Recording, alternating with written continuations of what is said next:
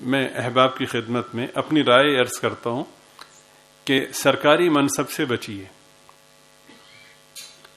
کہ سرکاری منصب اختیار کرنے کے بعد آدمی ایک طرح سے پل صراط پہ ہوتا ہے.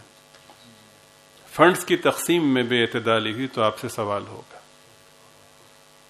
کسی کو جو حقدار تھا اس کو آپ نے نظر انداز کر کے کسی دوسرے کو ترجیح دی. فرض کریں کہ امتحان کا موقع تھا یا ملازمت کے حصول کا موقع تھا، کسی کی سفارش پر یا رشتہ داری کی بنا پر کسی اور کو ترجیح دی، تو یہ بہت بڑی زیادتی ہے. اللہ تعالیٰ کے ہاں جواب دینا ہوگا. اور پھر اسی طرح سے بعض اوقات آدمی کہتا ہے کہ افسران بالا نے کہا تھا کہ یہاں پہ اتنے پیسے دے دیں. اگر وہ آپ کے دستخط سے گئے ہیں، چاہے افسران بالا نے کہا تھا، قیامت میں آپ کو اپنے حصے کا بہرحال جواب دینا ہوگا، اور اس وقت تک خلاصی نہیں ہوگی جب تک آپ جواب نہ دے سکیں. اس لیے، اور پھر ویسے بھی میں صرف اپنی رائے کا اظہار کر رہا ہوں، بالکل بھی میں آپ سے نہیں کہہ رہا کہ اس رائے میں آپ میری حمایت کریں.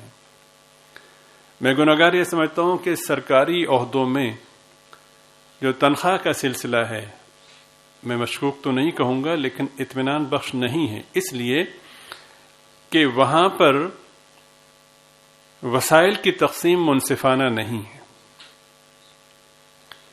جو ابتدائی گریڈ کے ملازمین ہیں انہیں بوسیدہ کوارٹر، وہ بھی قسمت سے مل گئے تو مل گئے، لیکن جو 20ویں گریڈ کے 22ویں گریڈ کے آفیسران ہیں 100 کنال کی کوٹھیاں ان کی، کیا اتنا ہی فرق ہے؟ تو اس کا مطلب یہ کہ یہ کافی نہیں کہ حکومت نے ترتیب بنا دی. نہیں، بنانے والے بھی تو آپ ہی ہیں نا. ملکی مفادات ہوں تو کئی سال گزر جاتے ہیں، بل پاس نہیں ہوتا. ارکان اسمبلی کے مفادات ہوں تو لمحے میں موافق و مخالف سب اکٹھے ہو جاتے ہیں، تو آپ ہی پاس کرتے ہیں. تو کیا مطلب ہے کہ موافق و مخالف سارے اگر گناہ پہ متفق ہو جائے تو گناہ حلال ہو جاتا ہے؟ یہ غلط ہے بالکل.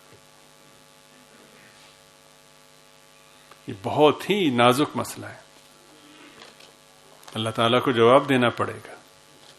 اللہ تعالیٰ ہم سب کو معاف فرمائے اور ہم سب کی حفاظت فرمائے.